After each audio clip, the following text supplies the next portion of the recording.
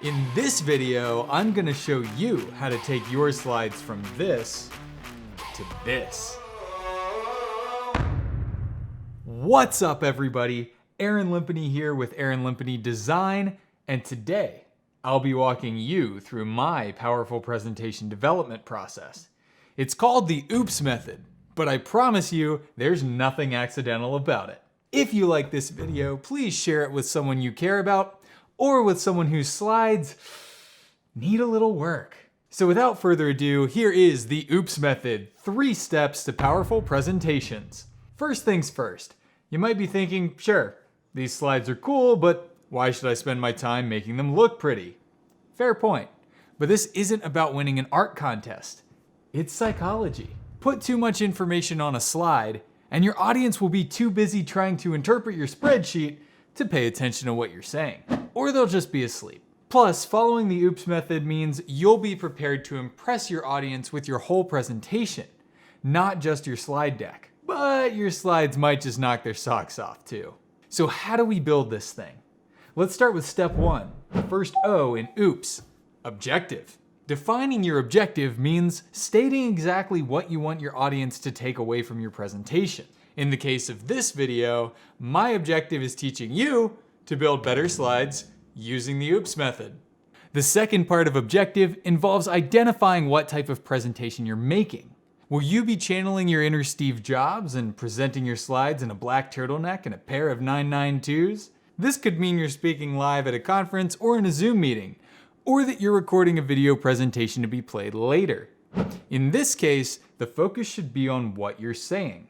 Your slides are just there to reinforce your point. Unless you work for Boston Dynamics, your audience isn't a bunch of robots. We humans can only pay attention to one thing at a time, so make sure your slides don't distract from your message. On the other hand, you could be setting material that your audience will view on their own time.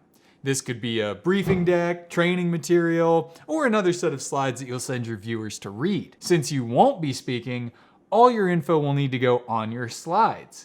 Deliver your message as concisely as possible, using only as many words and visual elements as you need to convey your message. Unless you want your audience to think your computer still runs Windows 95, don't you dare use those stock business photos or that awful early 2000s stick figure clip art. I accept no responsibility for your ugly slides.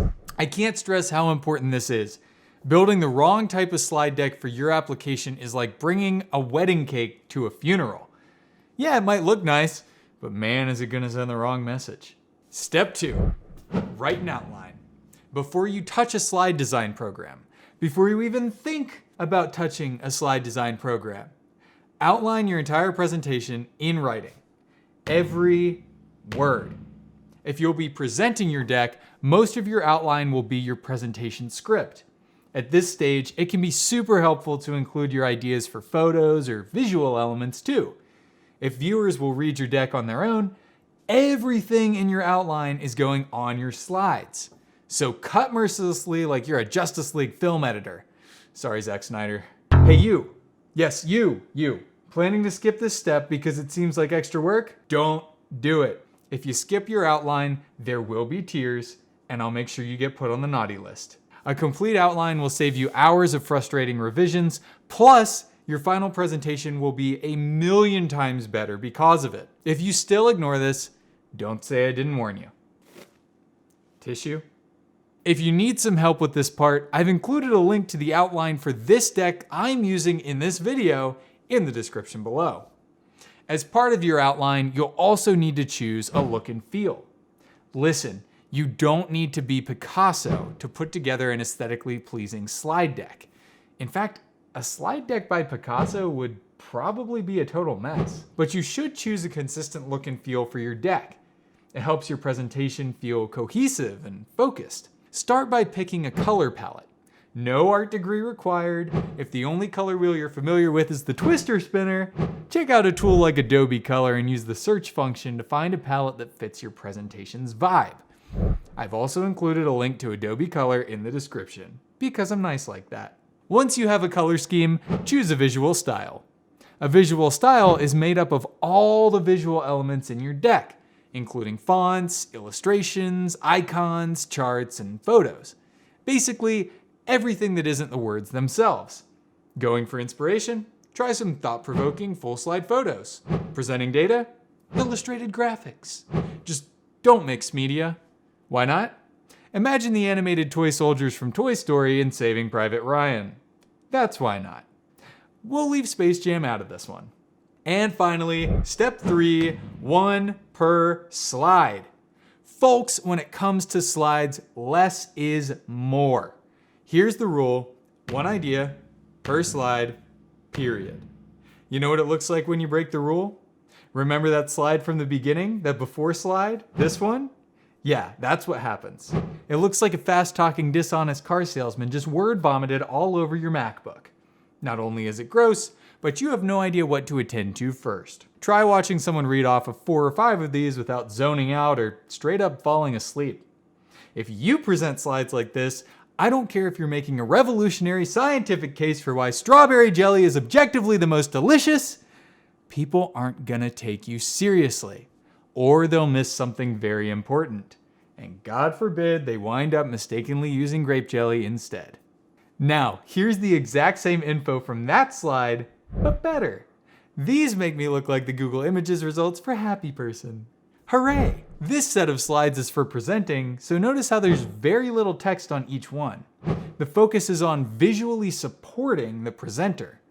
If you try to read this deck without the talk track, you won't have every detail and it'll be hard to follow.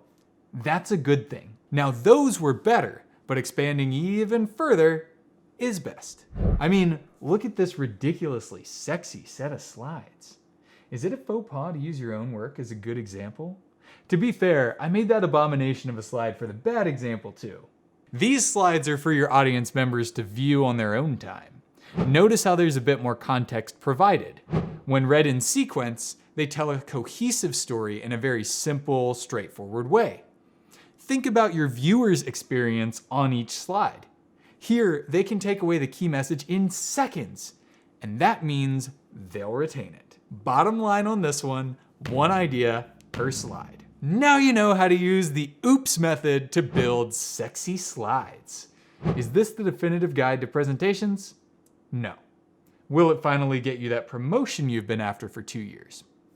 It might, actually. Will it make you look more impressive than Jeff from accounting? Absolutely. Jeff's slides suck. Now, at this point, you might be saying, hey, Aaron, I'm not a graphic designer. I can't make slides that look like that. And why should I spend all that time and effort making my slides in the first place? Hold your horses, Ben-Hur. As I mentioned at the beginning of this deck, presentations are about psychology. Giving a good one that keeps your audience engaged means they'll not only remember the information you gave them, but they'll take your ideas seriously too. Basically, if you don't spend much time on your presentation, you're wasting whatever time you do spend on it. If you take the time, on the other hand, your rewards will be well worth it. As for the design part, fair enough. But you don't need to be a designer to seriously improve your presentations. In fact, just limiting yourself to a single idea on each slide will drastically improve your presentations and your audience retention. Finally, if you can't remember anything else from this, just remember the OOPS method. Objective, outline, 1 per slide. Do your prep. Keep it simple. I've included links to this presentation and outline in the description below. For your reference, I've also included the view later version of the presentation and its outline. If you found this video helpful, please remember to share it and spread the knowledge to others. And if you have any questions or you'd like some help with your own presentations, please let me know in the comments or click that contact link in the description below. Thanks everyone. Keep it simple. Keep it sexy.